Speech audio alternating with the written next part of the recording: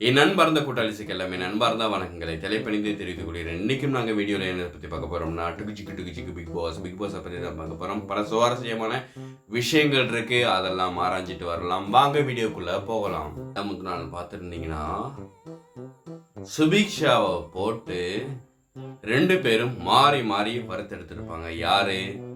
கம்ருதீனும் பார்வதியும் வறுத்தெடுத்திருப்பாங்க. அதாவது ஒரு ஆளை சமாளிக்கவே கஷ்டம், பாருங்கிற ஒரு விஷயத்தை சமாளிக்கிறதே இங்கே ரொம்ப கஷ்டம்.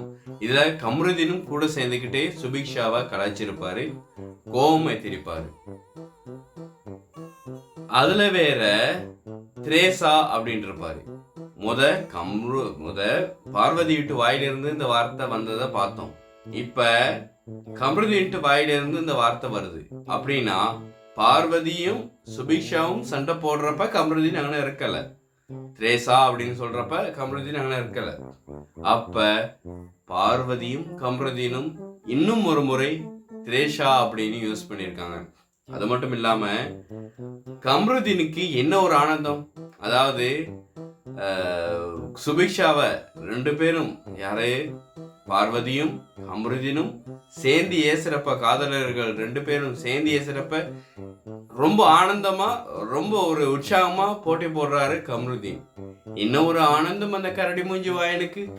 எல்லாரையும் பார்த்துருந்தீங்கன்னா விஜய் சேதுபதிக்கு முன்னுக்கு நேத்து யாரால் நிழல்ல யாரை தங்கி இருக்கா அப்படின்னு கேட்டிருப்பாரு விஜய் சேதுபதி. அப்ப எல்லாரும் எல்லாத்தையும் சொல்றாங்க.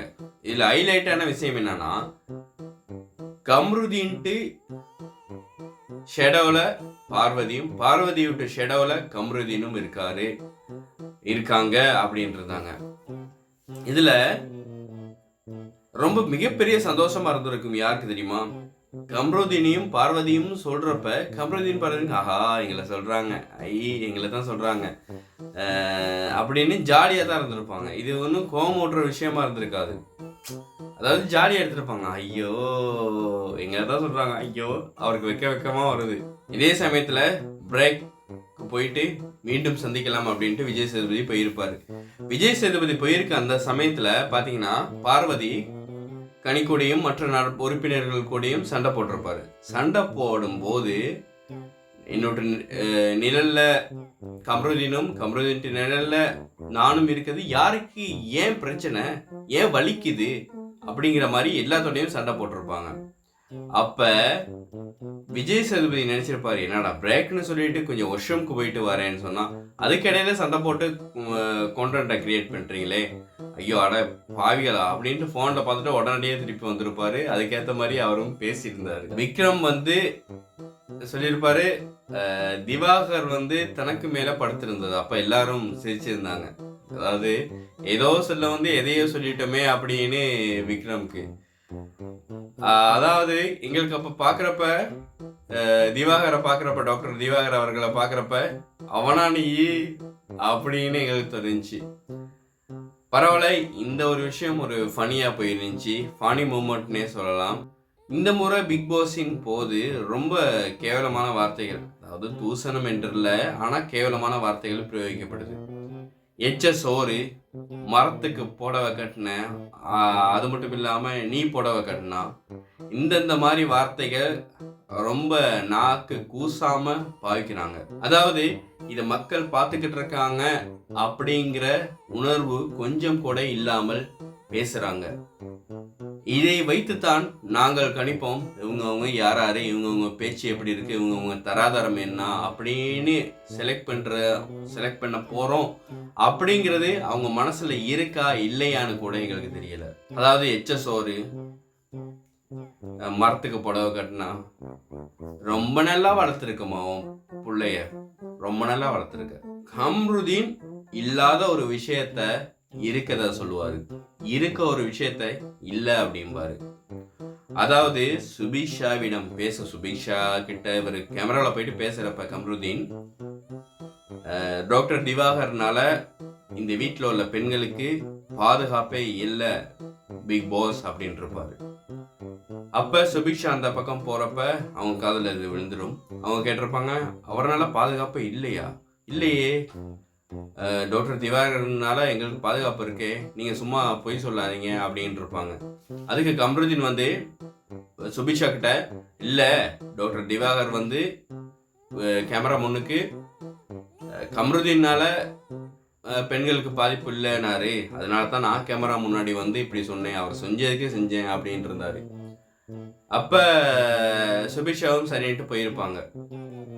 அதை தொடர்ந்து இன்னைக்கு விஜய் சேதுபதி டாக்டர் திவாகர்கிட்ட கேட்குறப்ப திவாகர் சொல்லியிருப்பாரு, பாதுகாப்பு இல்லைன்னு சொன்னேன், அது உண்மை. நான் எல்லாத்துக்கும் பாதுகாப்பு இல்லை, கம்ருதீனால எல்லாத்துக்கும் பாதுகாப்பு இல்லை அப்படின்னு சொன்னேன். பெண்களுக்கு கம்ருதீனால பாதுகாப்பு இல்லைன்னு நான் சொல்லவே இல்லை அப்படிம்பாரு. இல்லை நான் சொன்னேன், இதை கேமராவில் பாருங்க, அவர் சொன்னது இருக்கும் அப்படின்றதாரு கம்ருதீன். இல்லை ப்ராமிஸே இல்லை அப்படின்றப்பாரு விஜய் சேதுபதி. கட்டளையே இல்லையா, அதான் நான் சொன்னேன், இல்லாத ஒரு விஷயத்தை இருக்க மாதிரியும் இருக்க ஒரு விஷயத்தை இல்லாத மாதிரியும் காரணம் கற்பிக்கக்கூடிய ஒரு நபர் கம்ருதீன். இப்ப போய் வேர்சன், அதாவது கேர்ள் வேர்சன் பார்வதினா போய் வேர்சனா கம்ருதீன் மாறிக்கிட்டு வராரு. எல்லாரு கூடயும் சண்டை போடுறாரு. பார்வதி எப்படி எல்லாரு கூடயும் சண்டை போட்டாங்களோ அதே மாதிரி கம்ருதீனும் சண்டை போடுறாரு. இப்ப துஷார் கூட சண்டை போட்டாரு, டாக்டர் திவாகர் கூட சண்டை போட்டாரு, ஆதிரை கூட சண்டை போட்டாரு, எல்லாரு கூடயும் சண்டை போடுறாரு. இல்லாத ஒரு விஷயத்தை இருக்க மாதிரி கற்பிக்கிறாரு. அது 2 பேரும் முன்னு தான். 2 காதலர்களும் ஒரே மாதிரி நடந்துக்கிறாங்க. சேர்க்க சரியில்லைம்மா, சேர்க்க சரியில்லை. நீங்க எப்படி நடந்துக்கிறீங்க அப்படிங்கிறது உங்களுக்கு தெரியுதா இல்லையான்னு கூட தெரியல. அடுத்ததா அரோரா காப்பாற்றப்படுறாங்க. அப்ப பெரிய ஷாக் ஆதிரைக்கு. எப்படி அரோரா காப்பாற்றப்பட்டாங்க, எப்படி இது நடந்துச்சு, எங்கட மிஸ்டேக் நடந்துச்சு அப்படிங்கிற ஒரு விஷயம் நாங்க முன்ன காய்ச்சிருந்தோம். ஆதிரைக்கு கடைசியா லாஸ்ட் ஒரு கண்டென்ட், ஃபைனல் கண்டென்ட் நான் வரக்கூடிய ஒரு சான்ஸ் இருக்கு அப்படின்ட்டு இருந்தோம். ஏன்னு சொன்னா அவங்க நீட்டா அவ்வளவு நேர்த்தியா விளையாண்டுக்கிட்டு இருந்தாங்க. இப்ப அவங்க வந்து ஆதிரைட்டு போக்கு வந்து எஃப்ஜே அவர்களோட சேர்ந்துக்கிட்டே, அதாவது எஃப்ஜேக்காக கேம் விளையாட துவங்கிட்டாங்க. அதாவது பிக் பாஸ் நிகழ்ச்சியில வெற்றியாளரா வரணும்னு கேம் விளையாண்டுக்கிட்டு இருந்தாங்க. இப்ப அவங்க விளையாட்டு எப்படி ஆரம்பிச்சிருச்சு, எஃப்ஜேக்காக கேம் ஷோவுக்கு வந்த மாதிரி தான் அவங்க இருக்குது புலப்பட்டுச்சு. முதல்ல லாஸ்லியாவா இருக்கட்டும், காதல் பறவைகள் லாஸ்லியாவா இருக்கட்டும், கவினா இருக்கட்டும், யார் வேணாலும் பாலாவா இருக்கட்டும், அவங்களோட காதல்லாம் பார்க்கறதுக்கு கொஞ்சம் கிளிகிளி போட்டுற மாதிரி இருந்துச்சு. இந்த காதலர்களை பார்க்குறப்ப எங்களுக்கு அப்படி இல்லை, கோவம் தான் வந்துச்சு, கோவத்துக்கு மேலே கோவமாக தான் இருந்துச்சு. அந்த மாதிரி சில விஷயங்கள் அவங்க முகம் சொலிக்க வைக்கிற விஷயங்கள் சில செய்கிறாங்க, அதான் ஒரு மாதிரி இருந்துச்சு. சரி, என்ன எப்படி அப்படிங்கிறத போற வர்ற நாட்கள்ல தான் பார்க்க இயலும். சரி, இன்னும் ஒரு சுவாரஸ்யமான டக்குன்னு ஒரு விஷயம் வந்துச்சுன்னா டக்குன்னு வீடியோ எடுத்து நான் போடுவேன். அதனை தொடர்ந்து என்னுடன் இணைந்திருந்துங்கள். என்னை சப்ஸ்கிரைப் பண்ணி வச்சுக்கோங்க. ஒரு லைக் மாத்திரம் கொடுத்துட்டு போங்க. உங்களோட பதிவுகளை கமெண்ட் வடிவத்தில் பதிவு செய்யுங்க. இன்னும் ஒரு வீடியோவில் சந்திக்கலாம். அது வரைக்கும் விடைபெறுவது உங்கள் கூட்டாளி எனக்கு. பாய், டேக் கேர்.